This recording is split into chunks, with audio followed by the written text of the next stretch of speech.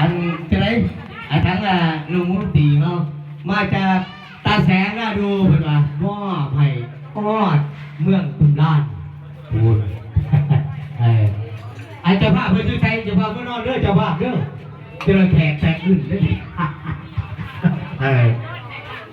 ทางคนสองคนกินเกียร์กันเด้อนี่เป็นสิ่งที่นาบ้าด้าให้ลูกให้ร้านบ่คือว่าเจ้าภาพใหญ่ใจดีโลดเว้ยบ่อะไรเพื่อเจอเมื่อนี่หลักเมื่อไรไปกินป่าอยู่นี่หลักเมื่อไรทั้งบ้านดอกเตอร์ผู้ลูกดอกโอ้สิแล้วน้องผมมีป่าแล้วผมมีแล้ว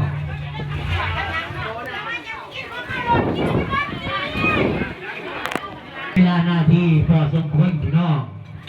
ผู้ที่นำหน้าผ้าทางให้แก่เจ้าภาพเป็นอีกหนึ่งหน้าครอบครัวครอบครัวทั้งตะดองเฮาเนาะแนะนำเจ้าภาพใหญ่ใจดีทุกคนเลยรอบนี้ให้แก่เจ้าภาพเป็นอีกหนึ่งหน้าผู้ที่นำหน้าผ้าทางสังมนต์ดึงให้แก่ขึ้นเดินไม่เมื่อนี้ทั้งเจ้าภาพพาขึ้นเดินไม่แต่พอซบสีว่าขึ้นเพียงหน้าไม่ขั้นขึ้นเดินไม่มันถึงใหญ่กว่านี้หมดแล้วไปเจอได้ทั้งแม่เพิ่น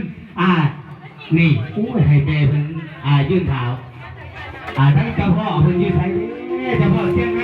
คอยเสด็จเจ้าพ่อเชียงไงเพิ่นนำหน้าพาทางสันหมดเป็นระบบประกบมาเลยให้แกควบคุมเจ้าภาพเจ้างานทุกเจ้าเอาไปเสด็จโอ้ยอันเกิดอยู่ทุ่งล้านนี่ใต้ทุ่งล้านที่เกิดอยู่เวียงจันทร์เจ้าระบบสมาธิพี่น้อง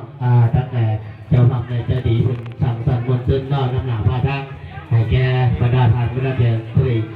เสือเกินให้เชียร์และอุ่นนุนอุ่นสู้สำหรับมือนี้เจ้าอันไม่ได้ทำไม่ได้แข่งกับเขาเส้นเดียวแต่ละตัวแต่ละตั้งเนาะคอยกินไปเนาะตั้งจอกแก้วตั้งจอกเบียร์เพื่อนไป